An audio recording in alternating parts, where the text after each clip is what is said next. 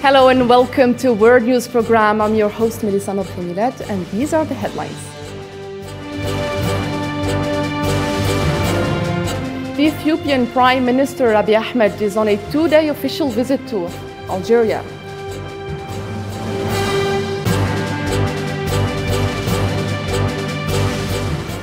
Also coming up, the General Secretariat of the International Union of Muslim Scholars accepts the resignation of its president, Ahmed.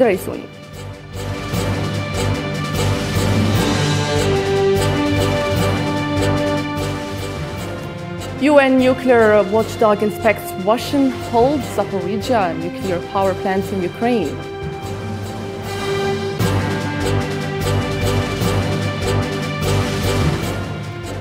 Iran President Ibrahim Raisi marks 1 year in office and holds a press conference on the occasion, addressing many issues.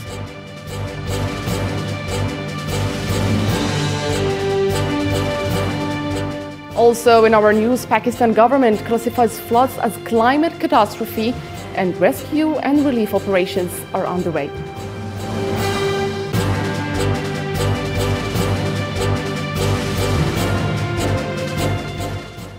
Hello again. First, in our topical news, and on the second day of his official visit to Algeria, Ethiopian Prime Minister Abiy Ahmed visited the Sidal pharmaceutical complex in Algiers, accompanied by the Algerian Foreign Minister Ramtan Lamamra and the Algerian Minister of Pharmaceutical Industry Lotfi bin Bahamed.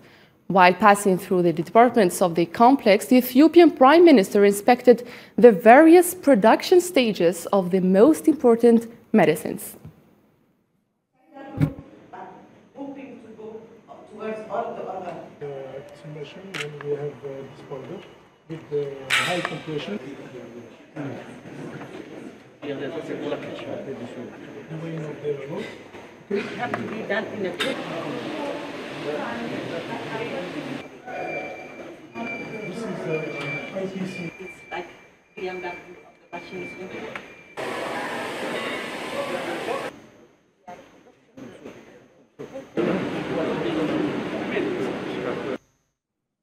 The Ethiopian Prime Minister Abiy Ahmed began a two-day official visit to Algeria on Sunday. He was welcomed upon his arrival at the Houari Boumediene International Airport by Ayman bin Abdulrahman, Prime Minister, and in company of Minister of Foreign Affairs and National Community abroad, Ramtan Lamamra.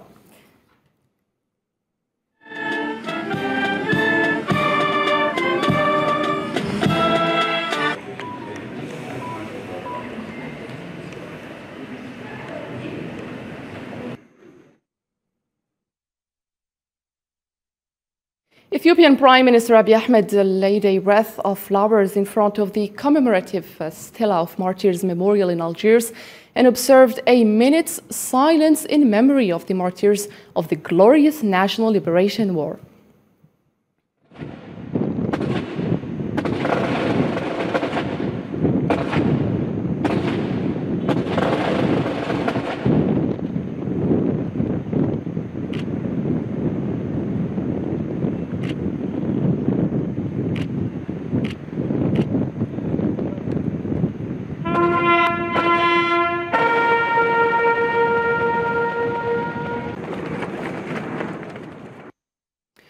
The General Secretariat of the International Union of Muslim Scholars agreed Sunday to Ahmed request to resign from his position as President of the Union.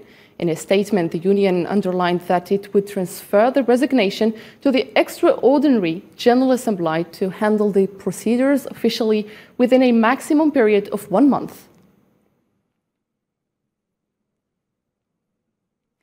During a press conference held at the association's headquarters in Algiers on Monday, Abdelrazak Qassoum stated that the dissent started by Raisuni could not be disregarded, and that the choice of the union's leader would be made in accordance with the necessary conditions and requirements, as well as the right man who would be supported by the Association of Algerian Scholars to hold this position in the future.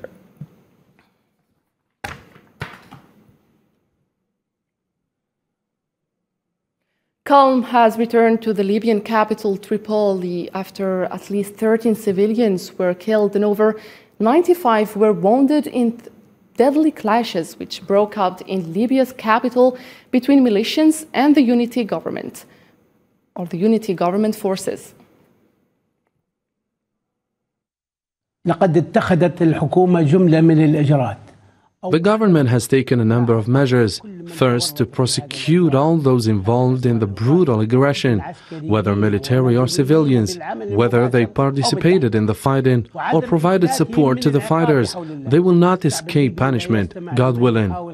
The Libyan people cannot be fooled. They know very well that the previous elections were disrupted due to the appeal mechanism called force majeure, which was put in place in such a way that the whole electoral process failed. The Tokyo International Conference on African Development Summit concluded on Sunday with a series of agreements and $30 billion in funding agreed for African countries. More than 30 agreements were signed between Japan and African countries on the sidelines of nesting in Tunis, with leaders hailing the success of this summit.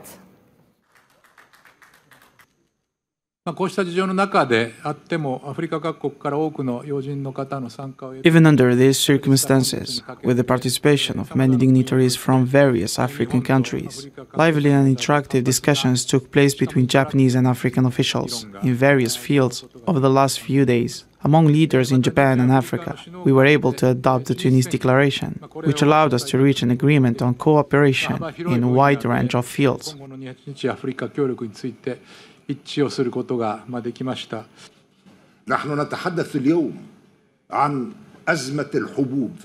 We are talking about a grain crisis in the world. While the possibility of grain production in one African country, if the agricultural lands were exploited, we would be able to cover the needs of Africa and Arab nations.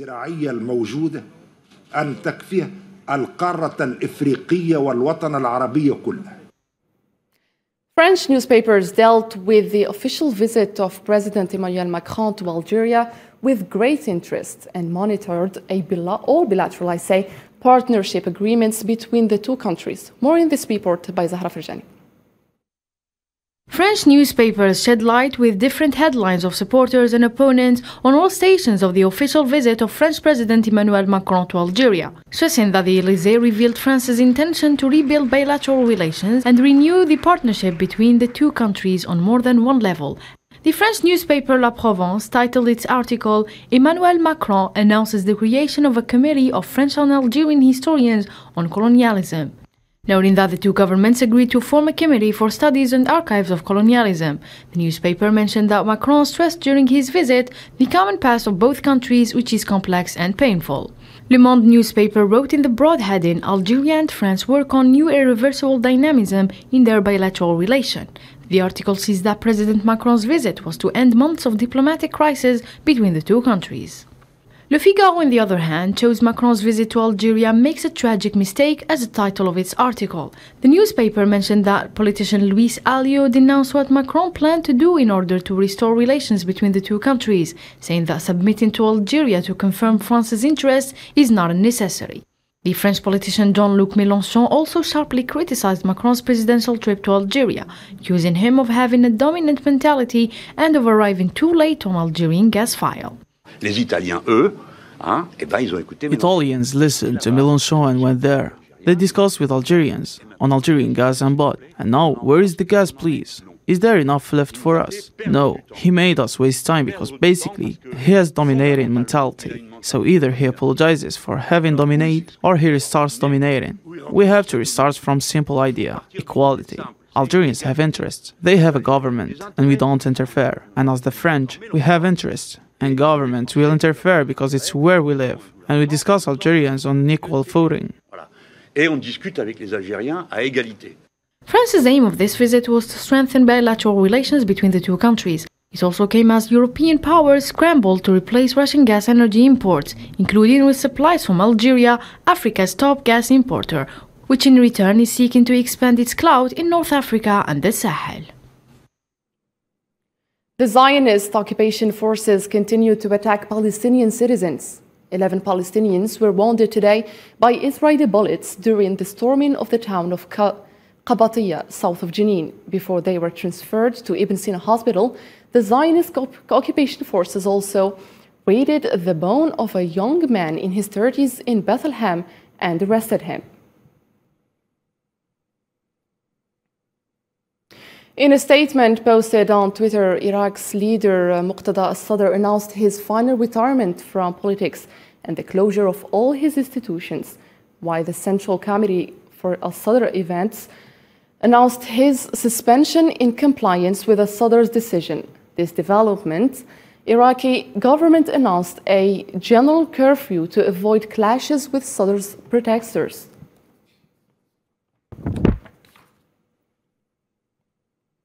Tigray rebels stated that they have captured Waldia town in Ethiopia shortly after the violence that wounded the country. Ethiopian forces had recaptured several towns from Tigrayan rebels, including Kobo and Waldia in the north. As fierce fighting raged in the 13-month war that has left thousands of dead.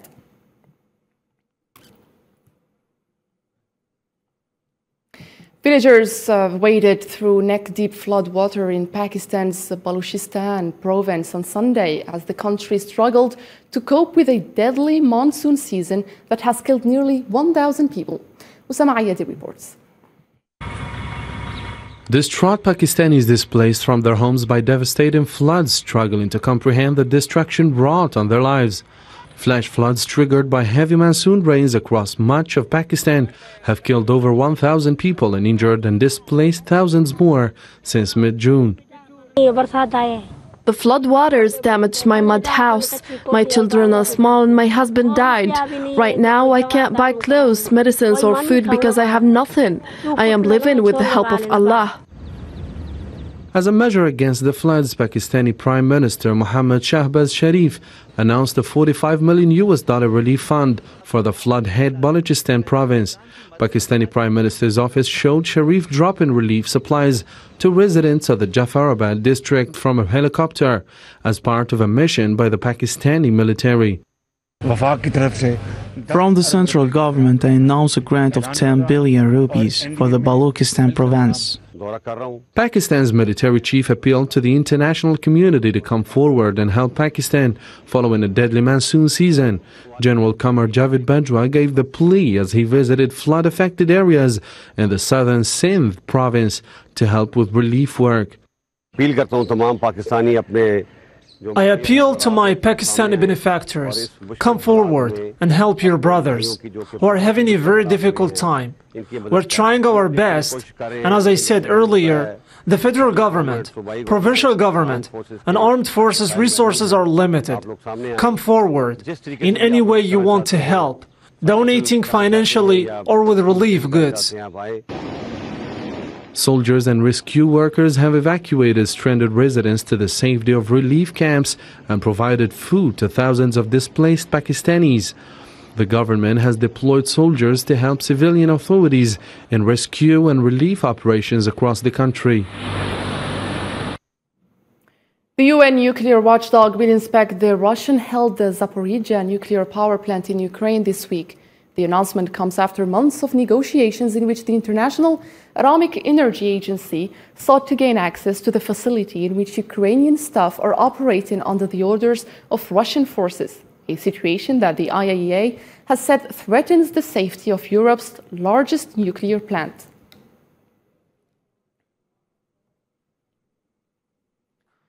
The UK is supplying underwater drones to Ukraine and training Ukrainian personnel in Britain to use them to clear its ceasefire. 6 autonomous miner hunting vehicles will be sent to the country to help detect Russian mines in the waters off its coast.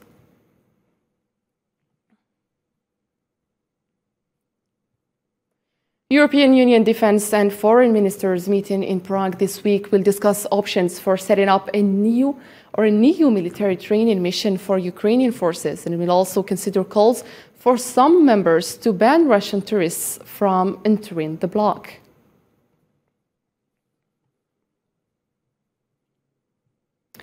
According to the London Stock Exchange's gas futures prices in Europe closed Friday to $3,164 per 1,000 cubic meters after rising above $3,500, a close to 6-month high.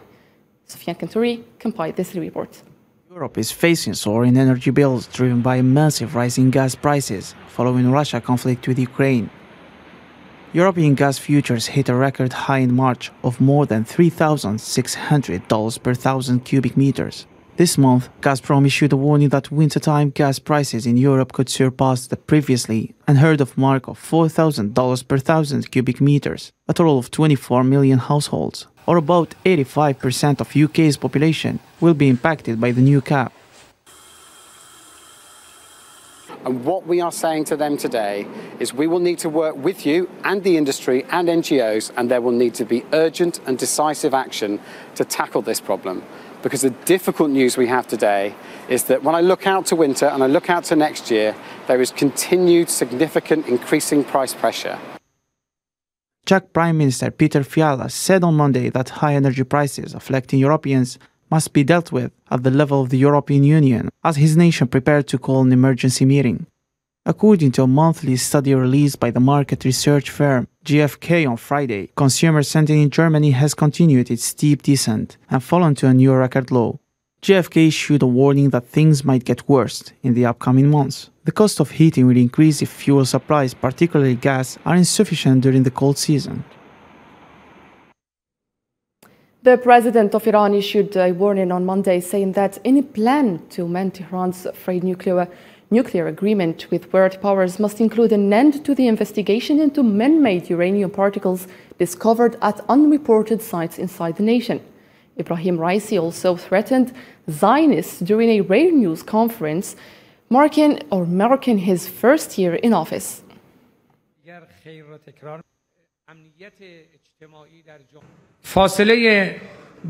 They should measure the distance between making a decision and taking action.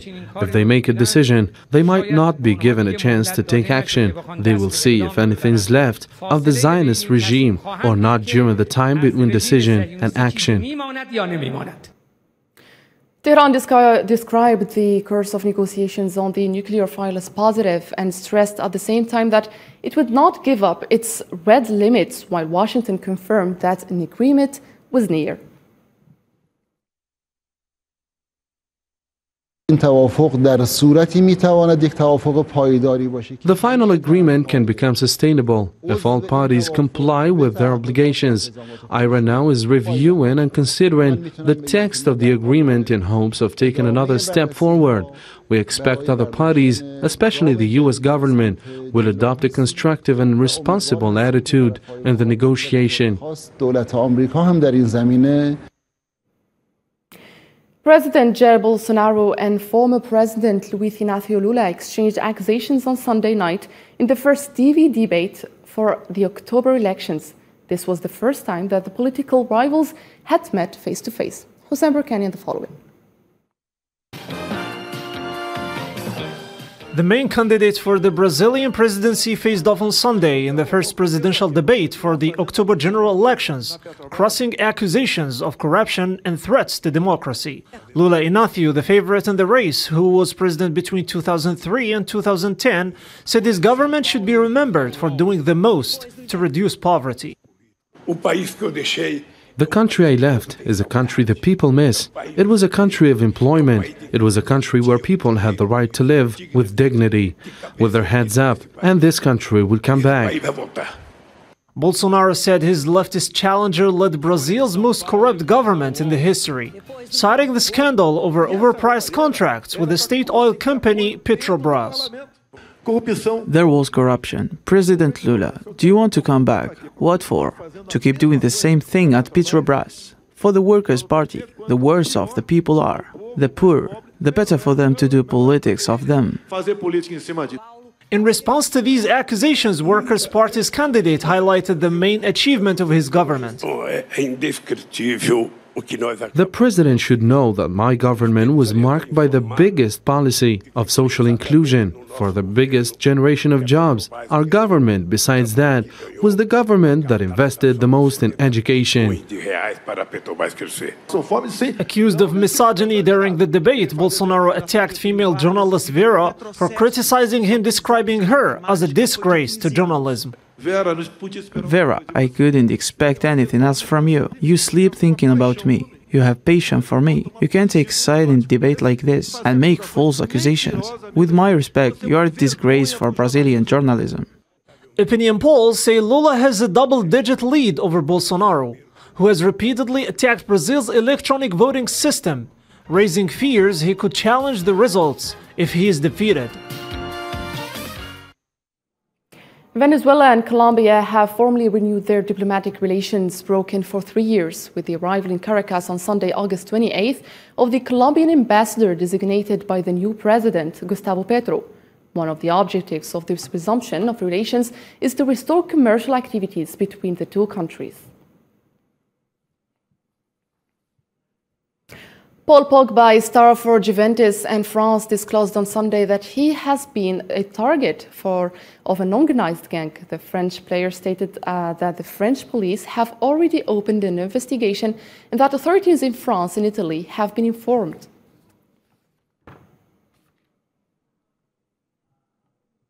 And now for more world news, let's follow this report. The European Union's foreign policy chief announced Saturday that Serbia and Kosovo have agreed to how to resolve a dispute over their identity documents, settling one of the problems that have sparked the latest tensions between the former Balkan war adversaries. The comments by Josep Borrell come after a flurry of international diplomatic efforts to diffuse concerns that the problems could escalate further amid the war in Ukraine and Serbia's close ties with Russia. Two high-rise apartment towers in India were leveled to the ground in a controlled demolition on Sunday after the country's top court declared them illegal for violating building norms. More than 1,500 families had vacated their apartments in the area more than 7 hours before the nearly 100-meter-tall towers crumbled inward by the impact of the implosion. Cabin crew working for IAG's low-cost airline Iberia Express went on strike on Sunday, calling for better working conditions as the crew members' wages have been frozen since 2015. Spanish union USO said they cancelled 8 flights not protected by the minimum service regulations and offered alternatives in advance to the more of 1,000 affected passengers. Here we are only a small part because people are still flying due to a very high minimum services. So we are here. We are only a small voice of a large collective. Australia's Prime Minister Anthony Albanese said on Monday that his government was focused on jobs and workplace reform as the country faces economic challenges in the recovery phase of the COVID-19 pandemic. In a speech in Canberra to mark 100 days of Labour government, Albanese said his government had a growth agenda that was pro-business and pro-worker. But for the first time in a long time, I believe we will be moving to agreement on how to solve these problems rather than arguing over who is to blame for them. For the first time since 2019, the annual Notting Hill Carnival is returning to the streets of London. Over 1 million people are anticipated to attend Europe's largest street party on Sunday and Monday to enjoy the music, spectacular parades, dancing and food. Due to the coronavirus pandemic, the annual carnival that honors Caribbean culture at the end of August had to be held online for 2 years.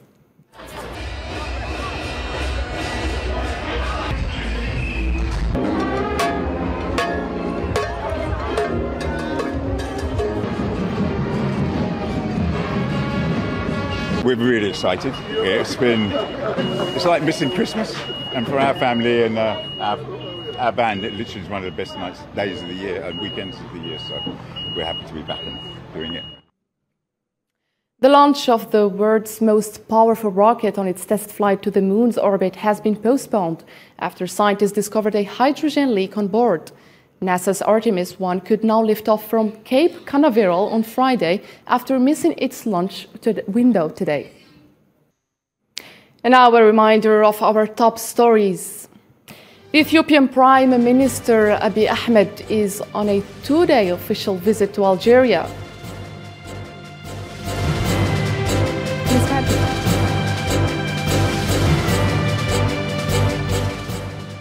The General Secretariat of the International Union of Muslim Scholars accepts the resignation of the President, Ahmed al-Raisuni.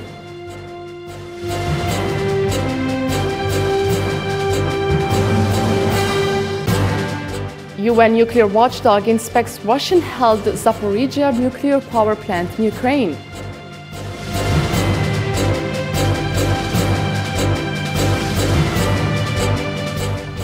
Iran President Ibrahim Raisi marks 1 year in office and holds a press conference on the occasion addressing many issues.